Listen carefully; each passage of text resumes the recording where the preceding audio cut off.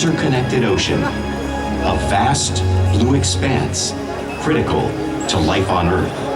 And there's no better animal to represent the story of the ocean with all its splendor and uncertainty than the killer whale, or as it's scientifically known, the Orcinus orca. The orca lives in every corner of the ocean, from the Arctic to the Atlantic, the Southern to the Indian, to the mighty Pacific and beyond.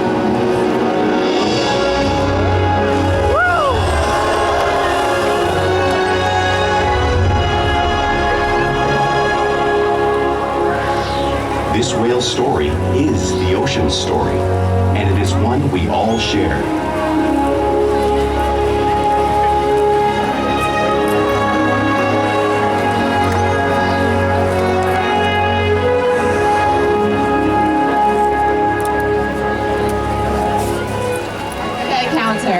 Welcome. My name is Tara, and I'm honored to introduce you to this intriguing and majestic animal.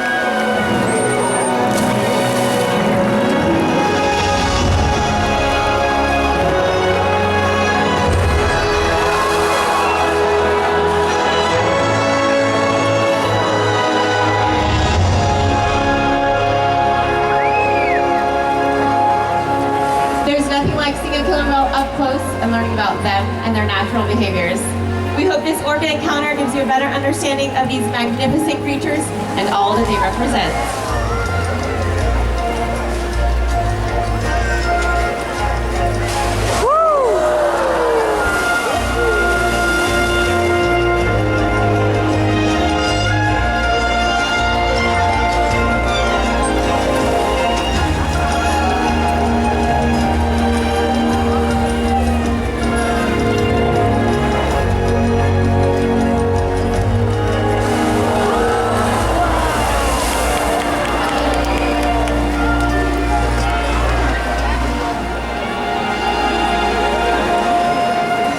While they are found in every ocean, orcas living off the coast of Iceland are quite different than those near Costa Rica.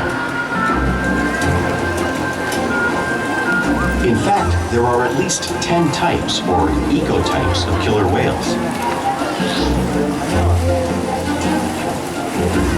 An ecotype describes the differences between killer whales' size, physical form, prey, social structure, and habitat. As you can see, the differences are subtle, but noticeable when compared side by side. Orcas are adapted perfectly to their environments. And even the whale's black and white coloration has a purpose. It camouflages the outline of their bodies in the water, making it easier for them to surprise and catch their prey.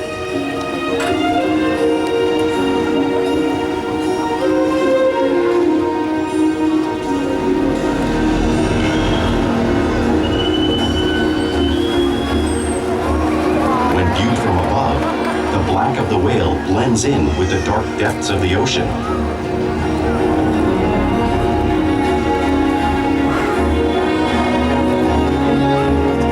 When viewed from below, the orca's white bellies match the brighter surface of the water, blending with the light above, giving them the perfect camouflage.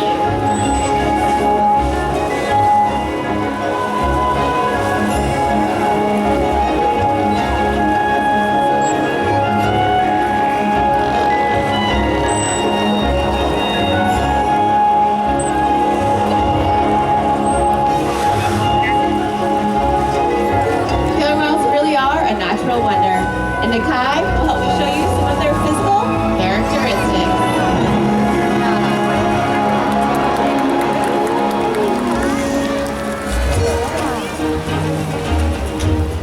Their blowhole is perfectly designed, creating a quick rest at the surface of the water. Even the location of their eyes works to their advantage. It looks like their eyes are located in that white patch, but that's a visual distraction. Their eyes are actually located in the black area in front of the white patch, camouflaged from thrashing prey. The fin on the killer whale's back is called a dorsal fin, and it helps to stabilize them as they swim, and it also helps to regulate body temperature. There's no skeletal or muscular system in that dorsal fin, so sometimes you'll see them with a curve. The flippers on either side of the killer whale are called pectoral flippers and are mainly used for steering and stopping. Pectoral flippers have 5 bony digits inside them, just like the human hand. The lobe on either side of their tail are called flukes. The tail flukes are the killer whale's engine, propelling them to speeds close to 30 miles per hour, as fast as our speedboats. And they swim the fastest and use the most power when they're propelling nearly 10,000 pounds up and out of the water.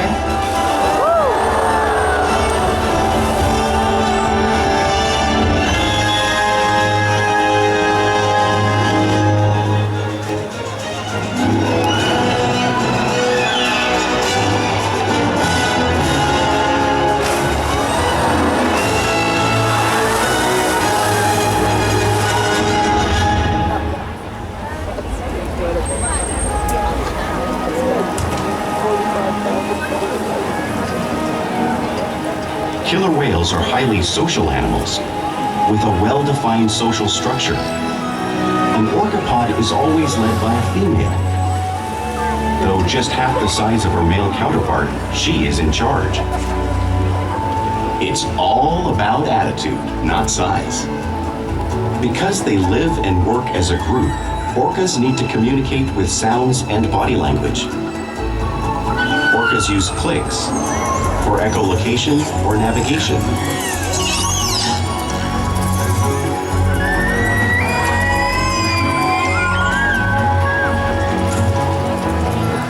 Whistles to socialize in the pod. And calls for group coordination and hunting.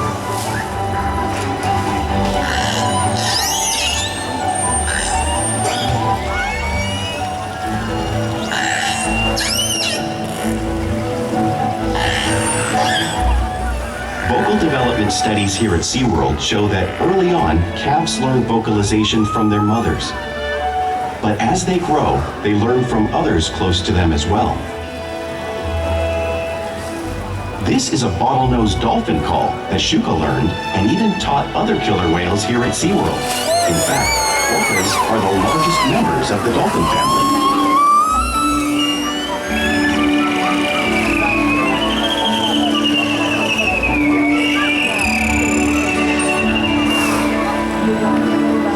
Whales here and in the wild use vocalization to communicate all the time.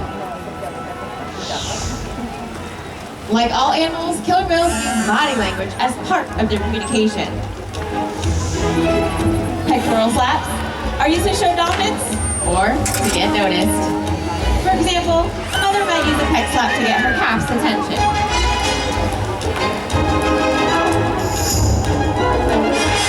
But if they really want to be heard, they reach.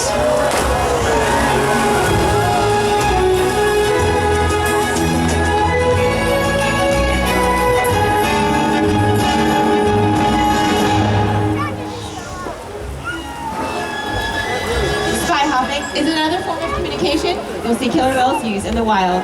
It helps them get a better view of their surroundings when they hunt.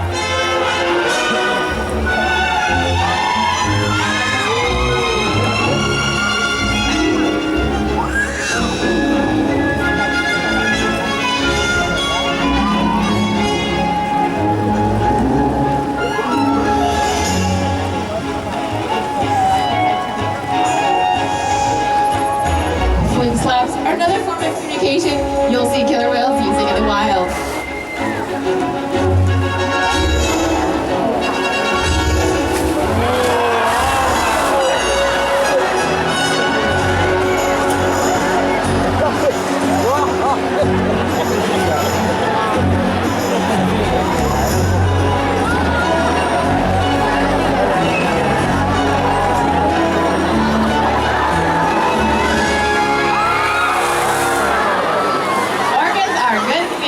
So it's no wonder they're at the top of the ocean's food chain.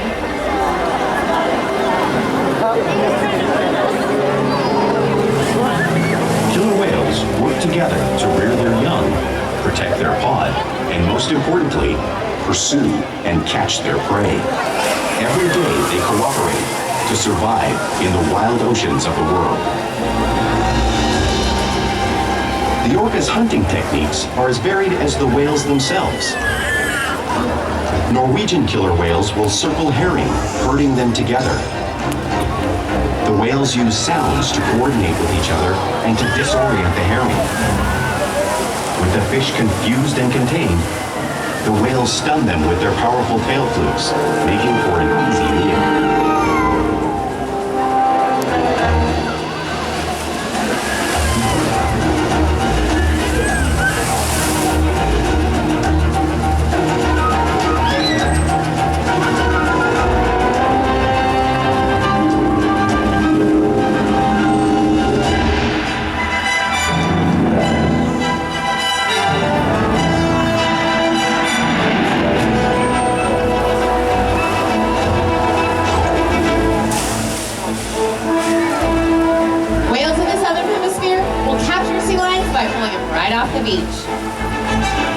Watch Nakai demonstrate a similar behavior and movement right here in the slide out.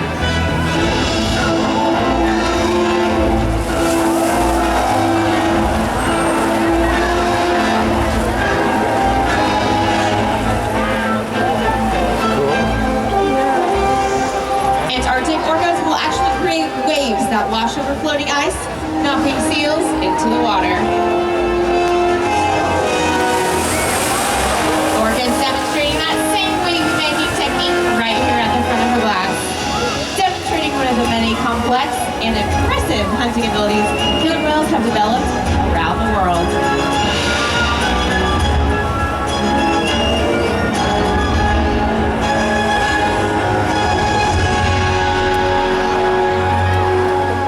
Now, you guys have seen those waves crashing right in front of you. But you really can't imagine the amount of water displaced until you experience it firsthand. Luckily, Riley is going to be our volunteer to help us demonstrate the power of the waves made by the whales. Come on down, Riley. Perfect. All right, you look ready for this. So go ahead, have a seat. You're going to hold on to that handle, slide back as far as you can. Perfect.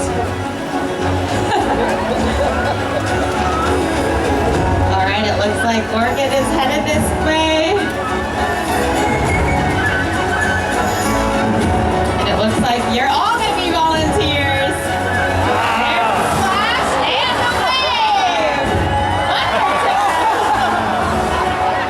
Nice job, Riley. How about a round of applause for Riley and all her other volunteers as well. High five. Perfect.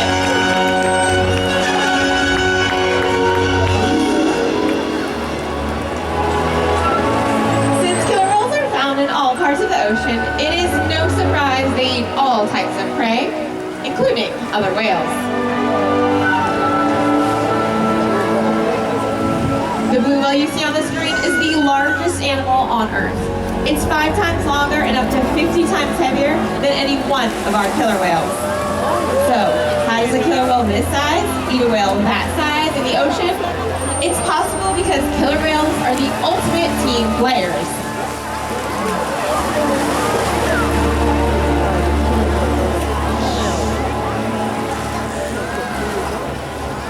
In this example, we see the larger male orcas surround a sperm whale, forming a perimeter, while the females continue to drive the whale forward until it reaches exhaustion. The calves then move in to join the adults in the group.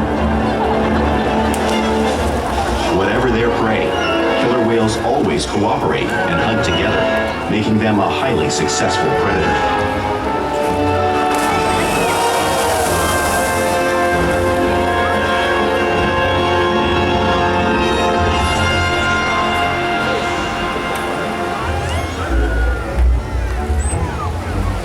Is an important part of everyday life for killer whales. It's how they teach young whales to hunt and practice their skills as they grow. Orcas spend lots of time interacting and showing their playful side, both in the wild and right here at SeaWorld.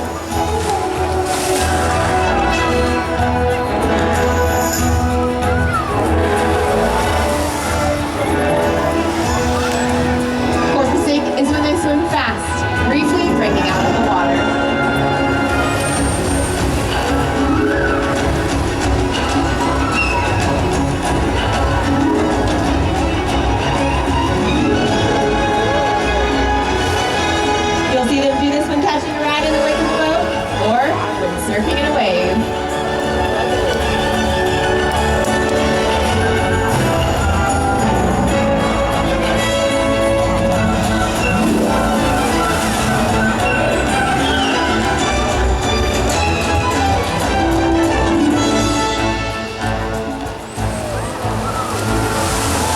like to be touched and will often rub their bellies on rocks when they can.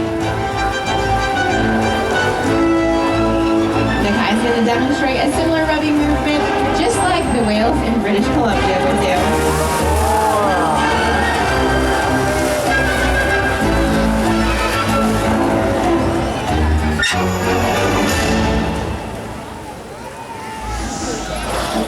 You'll also see whales imitate each other. We see it here at SeaWorld all the time. They're always mimicking and learning from each other.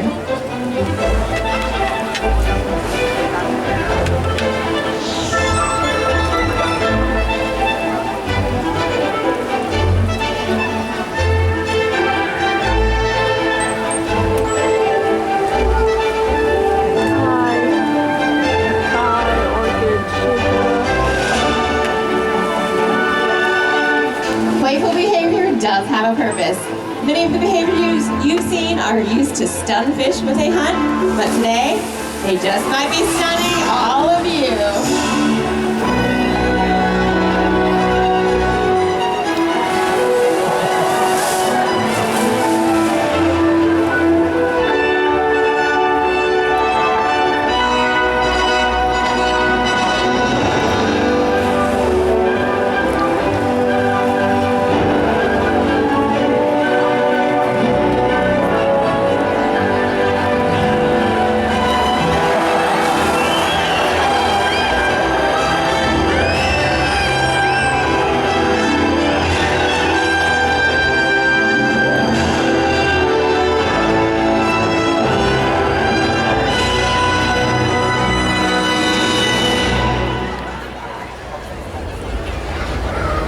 We interact with our whales all day, every day, which allows us to build trusted relationships to ensure optimal health care, research, and quality of life.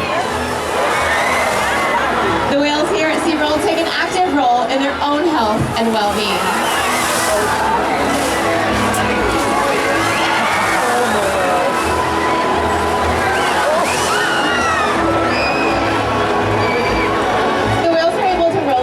Show us their tail flukes so we can obtain voluntary blood samples when monitoring their health.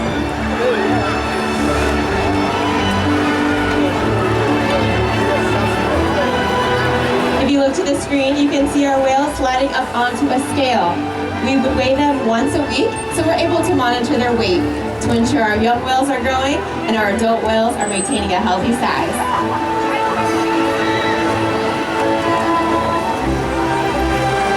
We can even get voluntary breath samples right from their blowholes. None of these behaviors would be possible without the relationships we built day after day right here at SeaWorld. Now I'd like to take just a minute to talk about a very special whale who you guys have seen throughout the presentation. This is Nakai. He is an 18-year-old male and he was born right here at SeaWorld. Now, Nakai is very smart and he often challenges his trainers with new behaviors because he is so quick at learning them. And he spends lots of time with his good buddy Orkid right here. Now, we do challenge our whales every day to learn new things, to engage and stimulate their minds. Diet, exercise, and of course play help keep these whales in great shape. The whales here at SeaWorld have helped killer whales in the wild by participating in many research studies. One ongoing study monitors the whale's heart rate and breathing to understand how marine noise pollution from ship engines and other sources affect wild populations. In another study, scientists from NOAA, the National Oceanic and Atmospheric Administration, took measurements of the killer whales living here, including pregnant whales. By comparing these measurements with drone footage of killer whales in the wild, scientists are able to monitor the wild population's nutritional and reproductive states. Other research has been done here at SeaWorld on the mother whale's milk composition. This research will help create an effective model to understand how toxins in the ocean impact wild killer whales and their milk supply. What we learn from the whales in our care every day is actively helping whales in the wild survive. And just by being here today, you've supported our rescue, research, and conservation efforts all around the world. If we work together, like the killer whale, we can protect the future of the Orcinus orca and this beautiful planet that we all share.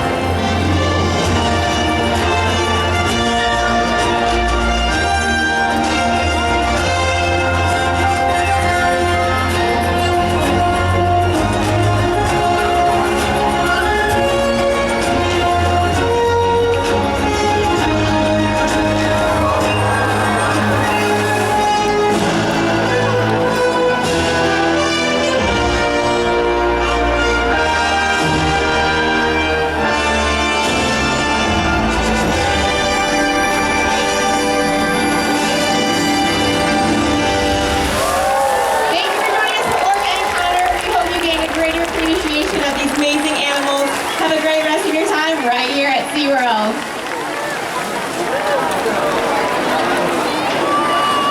往上走，妈妈。